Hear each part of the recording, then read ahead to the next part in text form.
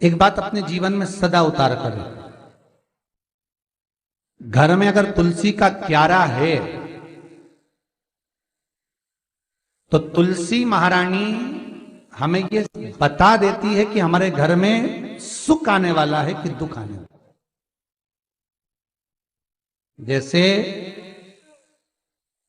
शनि अपना प्रकोप दे रहा है या शनि उतर रहा है, ये किसी से पूछने की जरूरत नहीं पड़ती, अपने आप मालूम पड़ जाता है। कैसे? शनि कथा अगर आपने सुनी हो तो उसमें व्याख्यान आता है शनि कथा में, पांव की चप्पल बार बार टूट रही हो, कमर से नीचे जो वस्त्र पहने हो वो फट रहे हो, कहीं पजामा है, धोती है, आदि वस्त्र हैं, कपड़े हैं, वो अपने आप फट, आज के जमाने में तो फटे फटाए पहनते हैं लोग, फैशन। उसकी गारंटी नहीं है, उसका हम वर्णन नहीं कर रहा। हम जब पहनते हम समझ जाते हैं इसको शनि तो ऑलरेडी लगा ही हुआ। जब उनका घुटना घुटनी सब फटा हुआ दिखता है तो उसमें लग जाता है कि शनि पहले से लग गया बापड़ा, उनके पहने से तो मालूम पड़े। शनि का नियम है, शनि कथा कहती है पांव की चप्पल बार बार टूट रही हो, घिस गई हो, बद्दी टूट रही हो, कुछ कर रही हो, और अगर कमर से नीचे जो वस्त्र पहने हो वो अपने आप फट रहे हो, समझ लेना कि शनि पांव से प्रवेश कर रहा, मतलब अपनी प्रखरता शनि दिखा रहा। किसी मंदिर में गए महाराज और वहां जाने पर चप्पल चली गई तो समझ लेना शनि की कुदृष्टि अब पड़ना बंद होना चालू हो गया।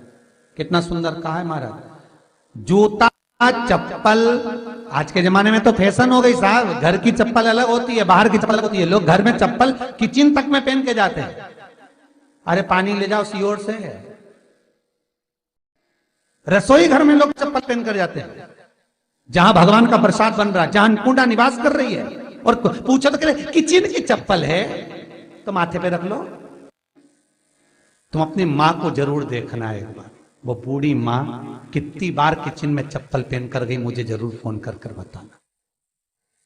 बूढ़ी मां रसोई घर में आज भी बिना चप्पल के जाती है, और बहुओं की कहीं एड़ी नहीं फट जाए, ठंड नहीं बैठ जाए, इसलिए ये रसोई घर तक में चप्पल पहन कर जाती है।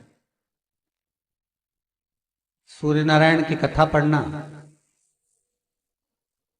शनि महाराज की कथा पढ़ना, और गरुड़ पुराण की कथा पढ़ना, जिन जिन कथाओं का हम व्याख्यान कर रहे हैं उसको पढ़ना जरूर हो। क्या लिखा है? घर के अंदर जब चप्पल जाती है, रोग, बीमारी, कष्ट, तकलीफ चालू हो जाती है। तुमने चप्पल क्यों पहनी?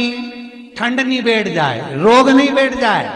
घर के अंदर उतना बढ़ गया, एक कालीन बिछा दो, एक दरी बिछा दो, मोटा आसन बिछा दो, जिस पर तुम चल लो।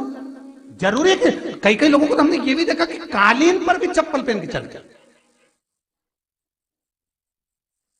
और ब्राह्मणों को भोजन परोस रहा है, गुरुजन को भोजन परोस रहा है, ठाकुर जी की थाली बना रहा है, ठाकुर जी का थाल लगा रहा है, तो भी चप्पल है पांव में।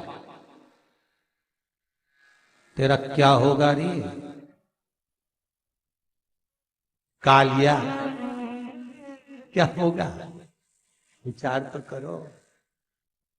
देह पड़ी रे जाए यहीं पर, फिर कुंडल और नगीना, क्या हरि नाम नहीं तो जीना। अभी भी सुधर जाओ रे, अभी भी सुधर जाओ, नहीं सुधरो तो सिधर जाओ रे, या तो सुधरो नहीं तो सिद्धरो, थोड़ा सुधरो। रसोई घर में अन्नपूर्णा रहती है, रसोई घर में शिव महापुराण की कथा कहती है जब भगवान शंकर को मां जगत जननी भोजन करा रही थी, शंकर जी ने वर मांगा था अन्नपूर्णा से, ए अन्नपूर्णे, तुम मेरे घर के बच्चों का भरण पोषण कर रही है। इस मृत्यु लोक में जितने मनुष्य जन्म लेते हैं ये मेरे पुत्र कहलाते हैं। तो अन्नपूर्णा ने कहा, चिंता मत करना भोलेनाथ, जिस जगह पर एक स्त्री, बेटी, कन्या या घर की बहू या बूढ़ी मां भोजन बनाएगी, उस जगह पर मैं अन्नपूर्णा उसके शरीर में प्रवेश करूंगी। वो रसोई घर नहीं होगा, वो मेरा और तुम्हारा मंदिर कहलाएगा। अब मंदिर में चप्पल पहनकर भोजन का निर्माण करना ये श्रेष्ठता है। एक आसन पटक लो आप रसोई घर के अंदर, जिस आसन पे खड़े होकर आप भोजन बना लो। मोटा सा आसन रख लो, चप्पल की जरूरत ही नहीं। श्रीमद् भागवत कथा कर रही है, तुलसी का मात्र तो शनि अपनी दृष्टि बता देता है। शास्त्र कहता है जब घर के अंदर प्रवेश करने के, जब आप घर में प्रवेश करें तो एक कोने में चप्पल को उतार दें। बाहर जगह नहीं है तो घर के अंदर प्रवेश कर कर लेफ्ट में चप्पल को उतार दें और 7 या 3 कदम के अंदर चप्पल उतर जाना चाहिए घर के अंदर में। और उसके बाद अगर चप्पल अंदर प्रवेश कर रही है तो राहु केतु शनि के साथ प्रवेश करते हैं, जिसके घर में बीमारी कभी पीछा नहीं छोड़ती। शनि कथा, सूर्य की कथा का स्मरण करिए, आपको मालूम है, पहचान हो जाता है। महाराज तुलसी बता देती है कि आपके घर की दशा क्या है।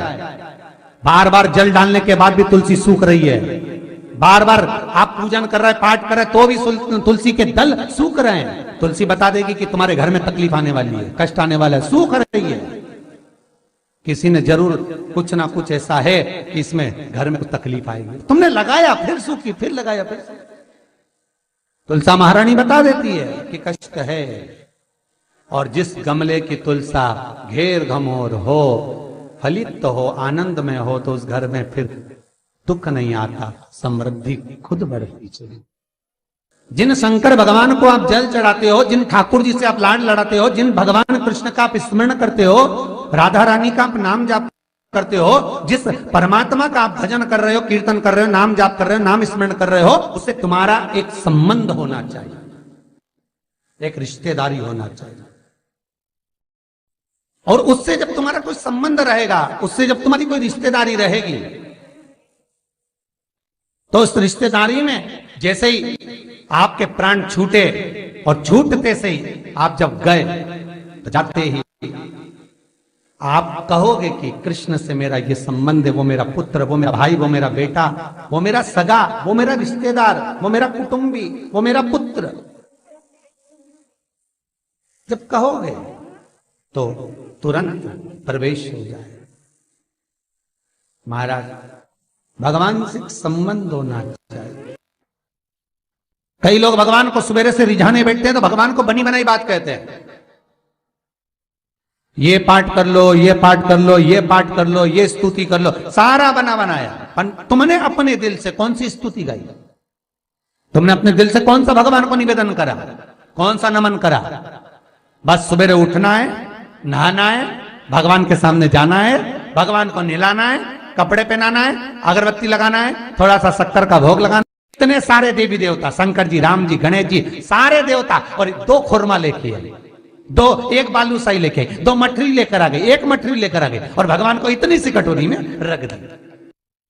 अब बोले, कई लोगों से पूछा, इतनी सी कटोरी में 1 मठरी, 1 खुरमा, और रोज मठरी खुरमा एक साथ नहीं रखती। वो तो आज दिन मठरी का भोग लगा दिया, कल खुरमे का लगाएगी, परसों गुजिया का, परसों पपड़िया का, कोई डब्बे में भरे भराए रखे, रख दिया। और 1 लड्डू रोज लगा देगी, इतना बड़ा। तो पूछा, इतना सा लड्डू और इतने सारे भगवान कैसे खाते होंगे? तो क्या भाव से